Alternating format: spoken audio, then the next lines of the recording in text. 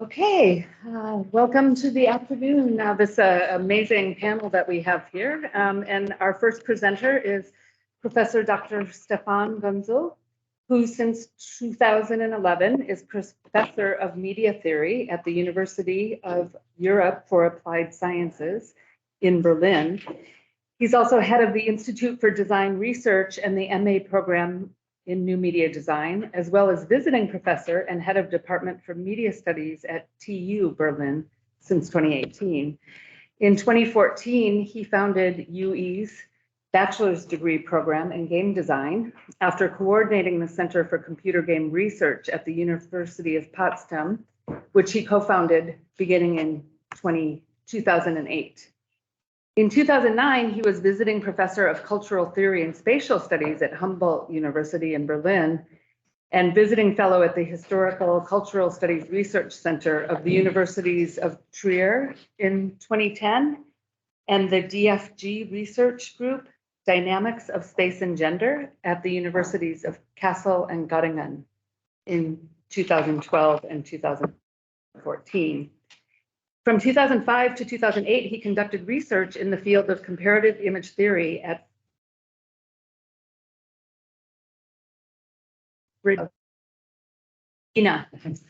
where he prepared his habilitation thesis on the spatial image of the computer game, which was published in 2012 and earned him a double Vinia for cultural studies and media studies at the University of Potsdam in 2011. Without further ado. Thank you. Yeah, thanks for the introduction and thanks for the invitation to this great conference from which I really will steal a lot of ideas. Maybe just some disclaimers before I start. Anyone expecting me talking about computer games and disappoint you, but I gave an alternative lecture during the lunch breaks. Yes. Finish that. The other disclaimer is that probably some of the slides you might recognize from this morning, but it comes naturally with the topic, I guess. Nevertheless, I try to bring in some new order of thought or line of an argument together with the claim, which is already proven by this morning talks and the one after me, I guess, as well, that it is a new field in media studies to reflect augmented reality. My addition to it would be, or the add-on, sorry, would be to also think about identity concepts in relation to augmented reality, hence the title Augmented Identity, which might be a link to what we discussed yesterday, at least briefly in some of the talks. Okay, this is, I'm not going to read out those 7 points to you, but you have like an overview on what will be the running order of my slides or the topics I'm going through briefly and hopefully make it on time. Otherwise, we can leave aside like especially the last chapter of this talk. The first one, I think it was an important one. I was almost about picking that one out as well, but with the last debate we had this morning, I think it matters because I think we're still struggling with the theory of the image, and as long as we don't have a proper theory of the image, we might not grasp what virtual reality and what augmented reality is. And a lot of the contributions this morning were towards pointing towards that question. So what are the, like, especially the idea of the neglecting or the negating image we call. Okay, a brief overview of just 2 slides on what is like state of the art, at least in engineering discussion when it comes to virtual reality and augmented reality. There is this famous real virtual continuum by Milgram and Kishino, who just claim that there are overlaps between the different technologies and between reality, whatever that is, and virtuality. There is this huge range of mixed realities, to which the starting point is augmented reality and augmented virtuality, a term nobody uses anymore. Would be like the borderlining cases to the reality and virtuality. This is a very outdated concept for many reasons. One is also that the term mixed realities nowadays is used in a different manner because we think about recreating reality within virtual reality so that any obstacle you might run into is presented in virtual reality. So you render the architecture you are in, and we have the table. They might look differently, but you know where the table is located. It's different than the Planck thing. But I think that's what mixed reality should be used for nowadays. But you see, it's a very loose idea. It has pros and cons to it. The other definition is a very strict one, probably the most strict one, by Ronald Asuma from 1997, who also made an interesting claim saying you not necessarily need head-mounted displays to have an augmented reality experience, and that was prior to smartphones. But he already included smartphones in his definition. Insofar he said there are three characteristics of augmented reality. It combines the real and the virtual. It's interactive in real time, and it's registered in 3D. However, I think there's a lot to it, and you can get quite far with that definition. The problem is that implicitly, this only is applied to digital tools and not to analog images. And I think when you want to look into the history of analog images or pre-digital images, we also find examples for augmented reality. Husserl slide. But this time not about the light or the body. It really hurts me it doesn't hurt me, but it's really a pity, sorry. It's really a pity that this is such an unknown text by Husserl. And the reason is that this lecture from 1905, 1906 has been published only in the 80s. And I don't know when it was translated into English, just like 10 years ago. Fantasy, Image, Consciousness, and Memory. And here he tries to talk about what is an image, or more precisely, what is the structure of the experience of an image. He's not trying to define the artifact, because then you can always come up with the question, what about abstract art? He tries to define the experience of an image. And his idea is that we at least have three moments in the perception of an image, or the image perception, that is the physical image, the representing or depicting object, or the represented and depicted object. I turned that into a diagram or a chart, which also offers alternative terms, the medium, the phenomenon, and the reference. So Husserl says there's like the physical image, that's the canvas or the photo paper. Then there is the image subject on the right-hand side. That is what the image refers to in terms of a sign. That's where semiotics is located. But the thing that also semiotics can't solve is the problem of the perception of the very essence of the image, which is the image object. And that is something that, in difference to the medium, never grows old. It is outside of time and maybe also space. It exists eternally. And this is the phenomenon. And Husserl is clever enough not to say that those are standalone facets or aspects, but they conflict. So we have the conflict that we can either look at the paper or the canvas, and then we overlook, or don't recognize the appearance in the image, or we look at the image and then we don't see the medium. But we can flip back and forth. The same goes for the reference. So if you look at a portrait of a person, you can think of the person being represented, or you can look at the object in its property as a visual appearance in the sense of play. And my idea is that we can solve the question, what is virtual reality and what is augmented reality, by saying, okay, in virtual reality, those conflicts that constitute image experience are omitted. And that is what's called immersion. What we call immersion nowadays. But in augmented reality, only one conflict is omitted. That's the conflict between the physical image and the image object, because the medium is transparent in most of the cases. But we have a conflict between the way the image object appears and to what it refers, because the Pokemon itself is not embedded really in the environment. It's somehow, it conflicts with the environment in which it appears, or in which it seems to appear.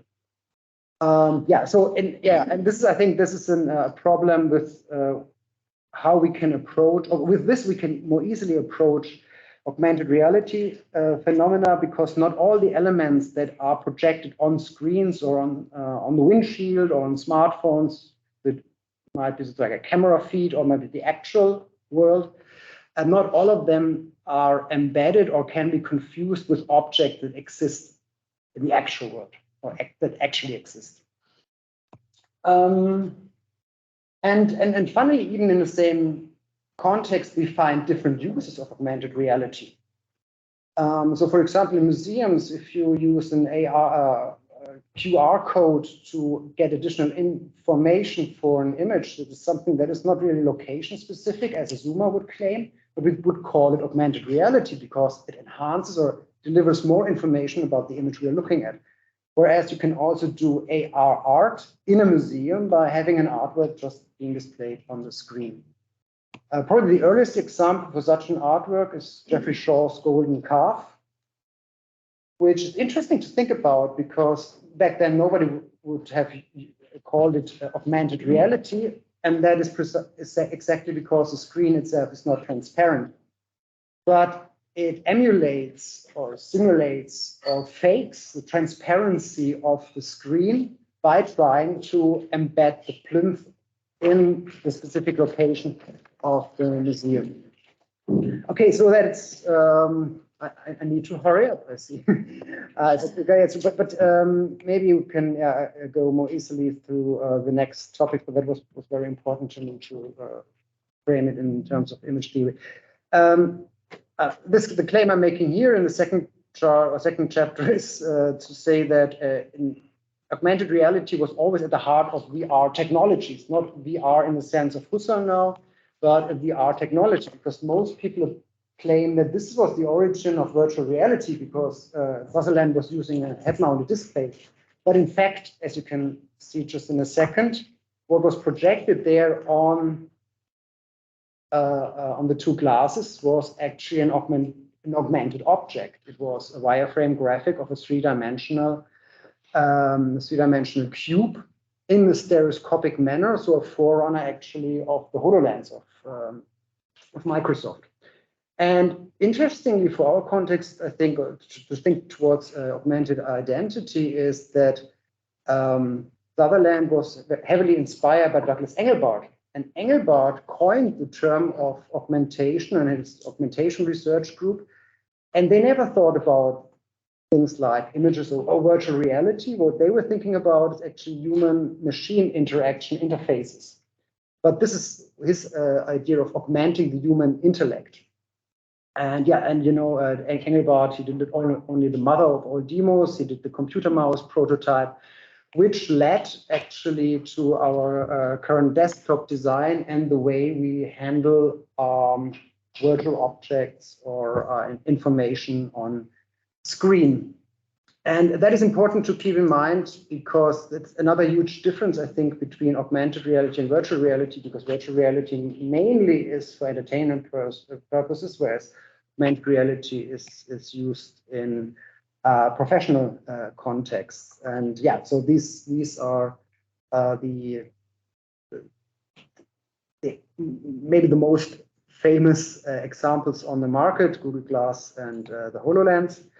And some research, I'm not going into that further, but a colleague of mine, she's actually working on augmented reality in the perspective of that this actually allows us for hands-free interaction with the real world, because we've got the information on, for example, how to fix a broken machine projected onto the actual objects. So I think we need to think towards this direction. In philosophical terms, we probably would have a footnote on Laurent and gesture and speech and the hand vision relation, but also not going into that. Just, I think there's an emerging field of studies which is very rich. It was important for me to introduce the Husserlian approach, because if we not want to restrict ourselves only to the history of digital images, but go further back into art history, into also analog images, we can find traces of augmentation in early artworks, especially in Renaissance artworks. And this is a PhD happy to supervise by Manuel van der Veen, who will have his defense in just 2 weeks. He wrote like a 600-page book about the history of augmented reality in art. And his idea, for example, is that the relief is an example for augmented reality. Again, I have to admit that speaking with Husserl, the medium is not transparent, but the medium itself is hidden in the way that the medium becomes the background for the image. The material itself constitutes the ground or the ground figure relation. So this could be interpreted as an augmented reality. Such as Trinity. If you only look at the snippet of the painting itself, you come to the conclusion, like Margaret Wertheim, that this probably is the origin of virtual reality. But if you look at the context that is placed, which tends more towards the trompe-l'oeil, not saying that is a trompe-l'oeil, but it might be a forerunner, we see that it's location specific, as Asuma would say. So why not make this part of the history of augmented reality? Or Brunelleschi's experiment.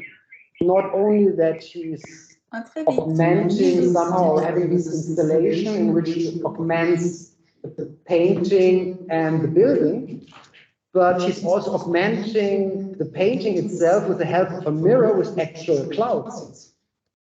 So there's an echo. Yeah, and probably fake architecture could also be, under this premise of location specificity, could be considered a part of the history of augmented reality. Then the epistemology of augmented reality. Again, I can try to keep this short because Andrea presented most of the slides already this morning. But just to repeat the approach, because luckily you not revealed one question, namely the question is, what would be the corresponding epistemology to augmented reality if we look for it in the history of knowledge? Crary is famous for having discovered the origin of the stereoscopic paradigm, and likewise of cinema, because it's that with the discovery of the after images in the 19th century, we became aware of the persistence of vision, and because of that, people started introducing tools they also could have introduced 1,000 years ago. But they did only because of this discovery, because they were aware of the activity of consciousness, or the synthesis, actually our faculty of synthesizing sensations. So the eye deceiver, which then became cinema or the movement image, and the stereoscopic image, which here Whiston gave the proof that you don't need occlusion to trigger spatiality in perception. So this is the discovery of Crary, just like to sum him up. And he said that the corresponding philosophy is Schopenhauer's world as will and representation, because it's all made up by the mind. And I was thinking of now in the same way of how could we discover who is the philosopher who actually exemplifies the epistemology of augmented reality, if it's not Schopenhauer. Since I'm a heavy metal fan, I didn't have Michael Jackson example, but it's, I agree, this is not neither in a technological sense a hologram, nor it is in the way it is emulated, because we can't walk around the projection. I would say that the HoloLens, in fact, emulates a hologram because you can walk around. They really found the solution to the to the missing screen, to the missing medium, by having the stereoscopic projection right in front of our eyes, being location specific. So I think we could consider that to be a hologram, the HoloLens, even though it's not made with analog film. And yeah, we saw Pepper's Ghost. This is the origin. We saw the connection to Liège, which is the setting of the smoke and mirrors. So you need something to project the images on to make them appear, but still the medium is hidden because it's a very fluent or unstable medium. So the conflict between the medium and the image object is abolished, like in the terms of Husserl. But the technology itself dates even further back to the Laterna Magica, just that the Laterna Magica projected images on the screen. And the philosopher of the Laterna Magica is Immanuel Kant. Or Kant, I have to say in English. Because in not only in the Critique of Pure Reason, that's a bit more complicated there, but actually he was, before Critique of Pure Reason, he wrote this book on the dreams of the spirits here, a book against Swedenborg. And Swedenborg believed in spirits, or at least he said, if we can see them, how do we know that they don't exist? And this is when Kant started to think about what is actually our reason doing to our Verstand, reason to our, what is this? Vernunft to the Verstand, reason to understanding, right? So reason, what is doing reason with our reason doing with our understanding is creating a mirage, a Blendwerk. So he's adopting the idea of having a ghost projection in the sense of the phantasmagoria, and uses this as an explanation or a model for the transcendental semblance or the transcendental illusion. By saying, okay, our reason is playing tricks on our understanding, on the faculty of understanding that we ask for the beginning of the world or the end of the world, which is outside the realm of knowledge or perception. So, and this is a discovery made by Stefan Andriopoulos in a famous paper published 2011. You could even go one step further, and this is what I'm trying to suggest, is that it's not only that Kant is using this idea of augmented reality or of the ghost appearances in a negative way, he's also using it in a positive way, namely the spontaneity of the mind creating concepts for the sensations. This is the core of the Critique of Pure Reason. And this is a projection model. It is projecting a concept onto the appearance or onto the matter, the manifold. So that's why I would argue that Kant is actually the epistemologist unwillingly of the camera obscura. In the time it was the projector. And projection, this links actually to Masaccio, was a term used in alchemy for enhancing matter, for turning stones into gold. That's they call it projection. So this is something Panofsky also addresses in the text in a symbolic form. Having said this now is my entry point, like to think, okay, how can we get from there to the model of an identity, from augmented reality to augmented identity? Because Kant already thinks of that our mind works like a projector. No more Kant slides, but maybe another slide of somebody who worked also on the consciousness, or what is the self, or what is identity. And Lacan had like this trifold of the symbolic, the real, and the imaginary. And he said in this context of the imaginary, the self is produced, but as an illusion. So we identify with the image on the screen, but this is not our self, it's just somebody else, so it's a fake identification. And in a more structural sense, to explain what is the topic of the imaginary, he uses this experiment by Henri Boas, a physician who invented this concave mirror, which is also an analog way of creating augmented reality, because we have the reflection of flowers hidden underneath this plinth, and they appear through the mirror inside the vase or inside the vessel. And yes, like there's also the second model where the whole thing is mirrored again, and I think that would be the model of mixed reality, actually. And this is how it appears to the viewer, and this would be an augmented reality. The term augmented identity, I do actually borrow from a company, a French company, which is called Idemia. I hope I pronounced correctly. Just say the German way. And they are a global operating company selling data solutions, or actually digital twins. So you can, I don't know if they use blockchain technology nowadays, but what they actually do is they allow for a secured identification through yourself, through your body, by fingerprints on cars, or by eye scans, or just by credit card, if you want to keep it simple. And they call this augmented identity, by creating an identity that secures that you are you. And this is actually from their website, only you can be you. So I think this is the idea of augmenting, the self is already something augmented. That is what Lacan meant with the experiment of the flower bouquet. So that is how I came across this term and why I think that is a fruitful term to think about. The rest we can go through quite quickly. So what are connected to this, and Andrea also shared slides this morning, which tend towards this direction, so politicians appearing as holograms or pseudo holograms.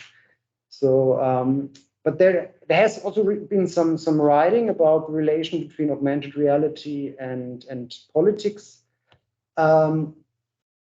My favorite author on that topic, without thinking about augmented reality, is actually Gilles Deleuze, because in his postscript on Foucault, he adopts this term of Nietzsche, of that individuals are actually individuals because they are able to separate themselves into being a mother, being a woman. That's Nietzsche's example. Or so we are not individuals; we are already split.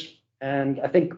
But Deleuze says, well, this is produced in the society of control, whereas in disciplinary societies, you're still an individual. That's the claim Deleuze is making. But I think this concept of a individual also feeds into the idea of augmented identity. That's actually the same, exactly the same photo when you search online for Pokemon Go. This one comes up. Pokemon Go, but not discuss this in detail here, but someone who famously wrote about it, Slavoj Žižek, who said, we have Pokemon Go is just an example for how ideology works.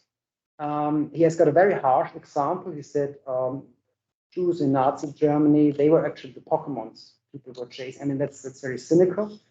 I wouldn't quote that in a text. But what he tries to explain is that augmented reality selects, highlights certain objects. And I think because of this conflict, because they're not embedded well in the environment in some cases, like in Pokemon Go.